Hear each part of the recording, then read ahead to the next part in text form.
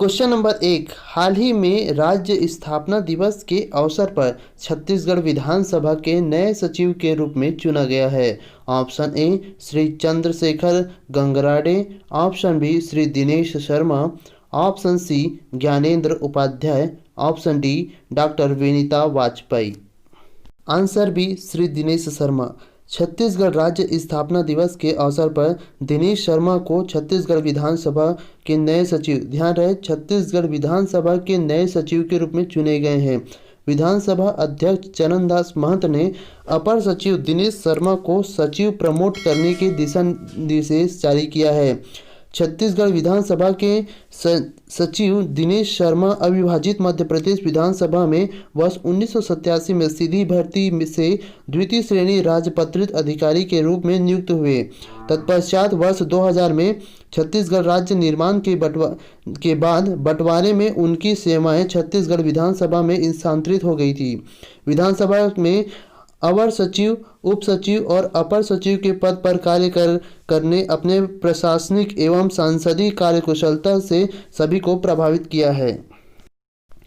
Question number 2, Chhattisgarh राज्य में जल विद्युत गृह से कितने मिलियन यूनिट विद्युत का रिकॉर्ड उत्पादन कर अक्टूबर माह के बीते पखवाड़े गत वर्ष के रिकॉर्ड तोड़ा है। Option A 305.43 million unit, option B 315.83 million unit, option C 335.72 million unit, option D 345.42 million unit. Answer D 345.42 million unit. Chhattisgarh राज्य के जल विद्युत गृहों में 345.42 मिलियन यूनिट विद्युत का रिकॉर्ड उत्पादन कर माह अक्टूबर के बीते पखवाड़े में टूटा गत वर्षों का record. Chhattisgarh state power generation company की जल विद्युत गृहों ने अपने पिछले वर्ष के रिकॉर्ड को तोड़ते हुए अधिकतम विद्युत उत्पादन का कीर्तिमान रचा है। चालू सत्र के माह अक्टूबर के प्रथम पखवाड़े में जनरेशन कंपनी की कुल 4 जल विद्युत परियोजनाओं के द्वारा अब तक 345.42 मिलियन यूनिट से अधिक बिजली का उत्पादन किया गया, जबकि पिछले साल इसी अवधि में 180.04 मिलियन यूनिट का बिजली उत्पादन हुआ था। जनरेशन कंपनी के प्रबंधन निदेशक श्री N.K. बिजोरिया ने बताया कि कोरबा जिला में संचालित हसदेव बांगो प्रदेश की सबसे बड़ी जल विद्युत गृह है, जिसमें 40 मेगावाट की क्षमता के 3 विद्युत इकाई में पानी की भरपूर उपलब्धता के कारण अपनी उत्पादन क्षमता का उत्कृष्ट प्रदर्शन किया है। इनके द्वारा 318.2 मिलियन यूनिट बिजली का उत्पादन किया गया है, जो कि बीते 12 वर्ष की तुलना में सर्वाधिक विद्युत उत्पादन की मिसाल है। प्रदेश की इस वर्ष के लगातार हुई अच्छी बारिश के फलस्वरूप जनरेशन कंपनी के जल विद्युत गृहों में अधिकतम विद्युत उत्पादन करने के साथ साथ सतत रूप से संचालित होने के अवसर प्रदान किया है। क्वेश्चन नंबर 3, छत्तीसगढ़ के किस जिले में समुद्री फॉसिल पार्क के रूप में विकसित किया जा रहा है? ऑप्शन ए रायगढ़ जिला, ऑप्शन बी जशपुर जिला, ऑप्शन सी कोरिया जिला, ऑप्शन डी सरगुजा जिला। आंसर सी कोरिया जिला। मनेन्द्रगढ़ वन मंडल के मुताबिक राज्य सरकार की ओर से इसे समुद्री जीवाश्म पार्क के रूप में विकसित किया जा रहा है। छत्तीसगढ़ कुदरती धरोहर का खजाना है। एक रिपोर्ट के मुताबिक करोड़ों साल पहले यह हिस्सा समुद्र के नीचे था, जो भूगर्भ के हलचल के बाद ऊपर आया होगा। आज यह भी समुद्र में पाए जाने वाले सीप के जीवाश्म नजर आते हैं। एस शिवानंद उप महानिर्देशक GSI के अनुसार करीब 28 करोड़ साल पहले छत्तीसगढ़ पूरी तरह समुद्र में डूबा हुआ था। इसके अवशेष आज भी कोरिया जिला में मौजूद हैं। इस तरह के कई मामले छत्तीसगढ़ में देखने को मिलते हैं। मीडिया रिपोर्ट के अनुसार वेस्ट चिरमिरी में सिद्ध बाबा पहाड़ी की गहरी गुफा के भीतर पत्थरों में तब्दील जीवाश्म के रूप में समुद्री मछलियां और एक विशाल मगरमच्छ मौजूद हुआ करते थे। 25 करोड़ साल पहले समुद्री फॉसिल मनेन्द्रगढ़ के पास हसदेव नदी व हसिया नाला के बीच करीब 1 किलोमीटर का क्षेत्र समुद्री जीवाश्म और वनस्पतियों के जीवाश्म से भरा हुआ है।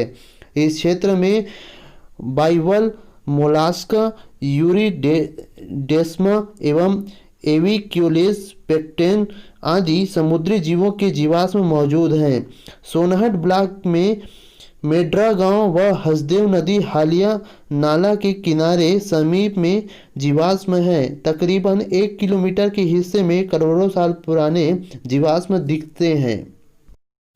क्वेश्चन नंबर 4, फोर्टिफाइड चावल वितरण योजना कब से शुरू होगी? ऑप्शन ए 1 नवंबर से, ऑप्शन बी 5 नवंबर से, ऑप्शन सी 7 नवंबर से, ऑप्शन डी 10 नवंबर से। आंसर ए 1 नवंबर से। छत्तीसगढ़ में 1 नवंबर से शुरू होगी आयरन और विटामिन युक्त फोर्टिफाइड राइस वितरण की योजना। सीएम भूपेश बघेल ने कहा था कि मुख्यमंत्री भूपेश बघेल ने अपने नेतृत्व में छत्तीसगढ़ सरकार भोजन के आवश्यक पौष्टिक तत्वों की पूर्ति और कुपोषण के नियंत्रण के लिए आगामी 1 नवंबर राज्य स्थापना दिवस से फोर्टिफाइड राइस वितरण की अभिनव योजना शुरू करने जा रही है। आयरन और विटामिन से युक्त फोर्टिफाइड राइस वितरण की यह योजना राज्य के कोंडागांव जिले में पायलट प्रोजेक्ट के रूप में शुरू होगी। मुख्यमंत्री भूपेश बघेल ने वर्ष 2020-21 में अपने बजट भाषण में इस योजना के प्रारंभ करने की घोषणा की थी। इसके लिए राज्य सरकार द्वारा 5 करोड़ 80 लाख रुपए की बजट प्रावधान भी किया गया है। क्वेश्चन नंबर 5, कौन बनेगा करोड़पति के 12वें सीजन में कर्मवीर स्पेशल एपिसोड में फुलवासन भाई यादव और रेणुका साहनी ने 50 लाख रुपए के जीते हैं। तो बताइए कि फुलवासन भाई यादव का संबंध किस जिले से है, अर्थात किस जिले के निवासी हैं? आंसर बी राजनांदगांव जिला। छत्तीसगढ़ की पद्मश्री फुलवासन भाई यादव फुलवासन बाई अपनी संस्था मां बमलेश्वरी जनहित समिति के जरिए समाज सेवा करती है। फुलवासन बाई को वर्ष 2012 में राष्ट्रपति प्रतिभा पाटिल के हाथों पद्मश्री से नवाजा गया था। इस हफ्ते हॉट सीट में उनके साथ थी अभिनेत्री रेणुका साहनी ने 50 वर्ष की फुलवासन भाई यादव छत्तीसगढ़ की आर्थिक और सामाजिक रूप से पिछड़ी महिलाओं के विकास के लिए काफ़ी परिश्रम कर रही है। क्वेश्चन नंबर 6, छत्तीसगढ़ पुलिस बल के द्वारा बुजुर्गों की समस्या के त्वरित निवारण के लिए कितने जिले में समर्पण योजना चलाया जा रहा है? ऑप्शन ए 3 जिलों में, ऑप्शन बी 5 जिलों में, ऑप्शन सी 7 जिलों में, ऑप्शन डी 9 जिलों में। आंसर बी 5 जिलों में। समर्पण योजना की शुरुआत पहले 5 जिलों में शुरू की गई है, जिनमें से रायपुर, दुर्ग, बिलासपुर, राजनांदगांव और रायगढ़ शामिल है। 5 जिलों में अब तक 1000 से ज़्यादा आवेदकों ने पंजीयन करवा चुके हैं। 31 अक्टूबर वर्ष 2020 तक योग्य आवेदकों को समर्पण कार्ड प्रदान किया जाएगा। क्वेश्चन नंबर 7, प्रदेश के कितने नगरों में स्लम एरिया मोबाइल हॉस्पिटल सह लेबोरेटरी की स्थापना की जाएगी? ऑप्शन ए 20 नगरीय स्लम एरिया में, ऑप्शन बी 25 नगरीय स्लम एरिया में, ऑप्शन सी 27 नगरीय स्लम एरिया में, ऑप्शन डी 30 नगरीय स्लम एरिया में। आंसर डी 30 नगरीय स्लम एरिया में। 30 नगरीय स्लम एरिया में मोबाइल हॉस्पिटल और लेबोरेटरी का शुभारंभ हो रहा है। इससे अब शहरी स्लम बस्तियों के लोगों को अपने मोहल्ले में ही इलाज की अच्छी व्यवस्था मिलेगी। बस्तियों में रहने वाले लोगों और उनके परिवार के बुजुर्गों बच्चों को अस्पताल में ले जाने एवं इलाज कराने की कई बार अस्पताल में लंबी लाइनें होने के कारण इस वर्ग के रोजी का नुकसान होता है। कई बार इलाज के अभाव में छोटी मोटी बीमारियां भी जानलेवा के रूप धारण कर लेती है। इसलिए अब ऐसी मोहल्लों में जाएगी जिसमें मशीनें भी लगी होगी। इन मशीनों में बीपी, शुगर, खून जांच, पेशाब की जांच की वाहन में ही हो जाएगी। सर्दी बुखार की दवाइयों के साथ साथ बीपी, शुगर जैसे बीमारियों के नियमित रूप से जांच एवं दवाएं भी मुफ्त दी जाएगी। इन गाड़ियों में इलाज की पूरी प्रक्रिया की ऑनलाइन किया जा रहा है। मॉनिटरिंग के लिए सीसीटीवी एवं प्रोजेक्टर और साउंड सिस्टम लगा होगा। क्वेश्चन नंबर 8, हाल ही में छत्तीसगढ़ राज्य द्वारा राज्य के नए मुख्य सचिव के रूप में, ध्यान दीजिए, राज्य के नए मुख्य सचिव के रूप में किसे चुना गया है? Option A Rajendra Borkar, option B Amitabh Jain, option C Manish Kumar Sharma, option D Surendra Kumar Batham. Answer B Shri Amitabh Jain. Chhattisgarh मूल के वरिष्ठ आईपीएस अफसर अमिताभ जैन राज्य के नए मुख्य सचिव होंगे। वे 1 नवंबर के रिटायर हो रहे आरपी मंडल की जगह लेंगे। जैन फिलहाल अपर मुख्य सचिव और वित्त और जल संसाधन के पद पर पदस्थ हैं। वे छत्तीसगढ़ मूल के चौथे आईपीएस हैं जो मुख्य सचिव बनेंगे। इससे पहले मुख्य सचिव विवेक ढांड, अजय सिंह और आरपी मंडल मुख्य सचिव बने हैं। क्वेश्चन नंबर 9, वर्तमान औद्योगिक नीति वर्ष 2019 से लेकर 2024 की इस नीति के तहत दिए गए कथनों पर विचार कीजिए। कथन अ, इसका ध्येय वाक्य गढ़बो नवा छत्तीसगढ़ समावेशी विकास आत्मनिर्भर परिपक्व अर्थव्यवस्था की ओर। कथन ब, हर्बल वनस्पति और वन उपज आधारित उद्योगों को उच्च प्राथमिक श्रेणी के उद्योगों की श्रेणी में शामिल किया जाएगा। कथन स, निवेशकों को 7 श्रेणी में बांटा जाएगा।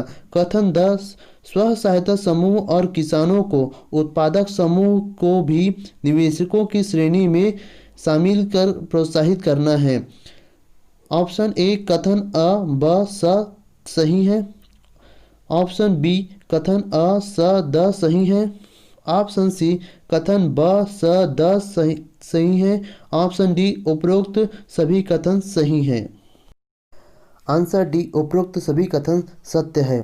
औद्योगिक नीति वर्ष 2019-24 में गढ़बो नवा छत्तीसगढ़ परिकल्पना को पूर्ण करने के लिए लक्ष्य निर्धारित किया गया है। इसके अंतर्गत विकास खंडों में उद्योगों की स्थापना करने के लिए 3 श्रेणी में ब्याज अनुदान देने का प्रावधान किया गया है। उद्योगों को 100% अकुशल श्रमिकों की भर्ती स्थानीय लोगों में करनी होगी। पहला औद्योगिक नीति 1 नवंबर 2001 से लेकर 31 अक्टूबर 2006 तक थी, जिसे वर्ष 2003 के अंत तक समाप्त कर दी गई। दूसरा औद्योगिक नीति 1 नवंबर 2004 से लेकर 31 अक्टूबर 2009 तक थी। तीसरा औद्योगिक नीति 1 नवंबर 2009 से लेकर 31 अक्टूबर 2014 तक, तो वहीं चौथी औद्योगिक नीति 1 नवंबर 2014 से लेकर 31 अक्टूबर 2019 तक था। वर्तमान औद्योगिक नीति जो कि पांचवा औद्योगिक नीति 1 नवंबर 2019 से लेकर 31 अक्टूबर 2024 तक है। औद्योगिक नीति वर्ष 2019-24 के अंतर्गत निम्न प्रावधान किए गए हैं, जिसमें स्व सहायता समूह और किसानों उत्पादकता समूह को भी निवेशकों की श्रेणी में शामिल कर प्रोत्साहन करना है। तृतीय लिंग के उद्यमी को उद्योग लगाने के लिए 40% सब्सिडीज दिया जाएगा। हर्बल, वन औषधि तथा वनोपज आधारित उद्योगों को उच्च प्राथमिक श्रेणी के उद्योग में रखा जाएगा। निवेशकों को 7 श्रेणी में बांटा जाएगा। सरकारी विभागों के लिए स्थानीय इकाइयों के उत्पाद खरीदना अनिवार्य होगा। राज्य से निर्यात के लिए नज़दीकी बंदरगाह और माल ढुलाई पर परिवहन अनुदान दिया जाएगा। बस्तर और सरगुजा में 20 एकड़ तक की निजी औद्योगिक क्षेत्र की स्थापना की अनुमति। उन्हें बुनियादी ढांचे के लिए 4 करोड़ रुपए का अनुदान दिया जाएगा। 5 वर्षों तक अधिकतम 2 करोड़ रुपए के मंडी शुल्क माफ किया जाएगा। क्वेश्चन नंबर 10, छत्तीसगढ़ कृषि उपज मंडी संशोधन विधेयक विधानसभा के विशेष सत्र में एक ध्वनि मत से किस तिथि को पारित किया गया?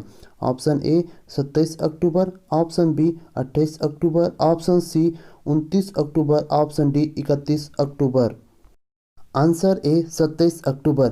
छत्तीसगढ़ विधानसभा के विशेष सत्र में छत्तीसगढ़ कृषि उपज मंडी संशोधन विधेयक 2020 की चर्चा के बाद ध्वनि मत से पारित कर दिया गया। एक नज़र में छत्तीसगढ़ कृषि उपज मंडी संशोधन विधेयक 2020 पर डालते हैं। छत्तीसगढ़ कृषि उपज मंडी अधिनियम 1972 को और संशोधित करने के हेतु यह विधेयक लाया गया था। भारत गणराज्य में के 71वें वर्ष में छत्तीसगढ़ के विधानमंडल द्वारा निम्नलिखित रूप से यह संशोधित अधिनियमित हो गई है। संक्षिप्त नाम, विस्तृत तथा प्रारंभ। यह अधिनियम छत्तीसगढ़ कृषि उपज मंडी संशोधन अधिनियम 2020 कहलाएगा। इसका विस्तार संपूर्ण छत्तीसगढ़ राज्य में होगा। यह दिनांक 5 जून 2020 में भूतलक्षी प्रभाव से प्रवृत्त होगा। यह है बदलाव प्रस्तावित। मंडी की परिभाषा में डीम्ड मंडी को भी शामिल कर लिया गया है। सरकार निजी मंडियों को डीम्ड मंडी घोषित करेगी। राज्य सरकार का अधिसूचित अधिकारी मंडी में कृषि उपज की आवाजाही की जांच कर सकेगा। निरीक्षण करने वाले अधिकारी के पास जब्ती का भी अधिकार होगा। अधिकारियों को कृषि उपज के भंडारण की तलाशी लेने का अधिकार होगा। मंडी कानून का उल्लंघन करने पर मंडी समिति और अधिकारियों के वाद दायर करने का अधिकार होगा। संशोधन विधेयक के अनुसार कृषि, उद्यान कृषि, पशुपालन, मधुमक्खी पालन, मत्स्य पालन व वन संबंधित सभी उत्पाद, चाहे वह प्रसंस्कृत या विनिर्मित हो या न हो, उसको कृषि उपज कहा गया है। आज के सवाल में मदनवाड़ा नक्सली हत्याकांड की न्यायिक जांच के छानबीन किसके नेतृत्व में किया जाएगा? ऑप्शन ए न्यायाधीश शंभुनाथ श्रीवास्तव, ऑप्शन बी न्यायाधीश सतीश कुमार अग्निहोत्री, ऑप्शन सी न्यायाधीश Aftab Alam, option D justice NR Sahu. दोस्तों, इसका आंसर आप हमें कमेंट के माध्यम से भी बता सकते हैं। यदि यह वीडियो आपको अच्छा लगे तो लाइक ज़रूर कीजिए, अपने दोस्तों में शेयर करें और हाँ, हमारे YouTube चैनल को सब्सक्राइब करना ना भूलें।